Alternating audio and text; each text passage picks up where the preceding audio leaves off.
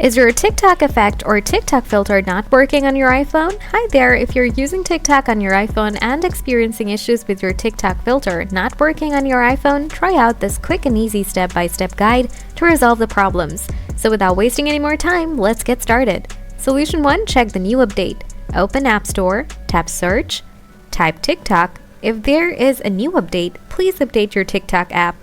Solution 2, offload the app. Open Setting, scroll down, tap General, tap iPhone Storage, find out the TikTok app, tap Offload again, tap Reinstall the app. Solution 3, restart your iPhone. Often, only giving a simple restart on iPhone can solve minor software glitches. So, try to give a restart and check your issues. If you still have problems, follow the next solution. Solution 4, delete and reinstall again. Tap and hold your screen, tap the dash icon, tap Delete App. After that, open the App Store, type TikTok.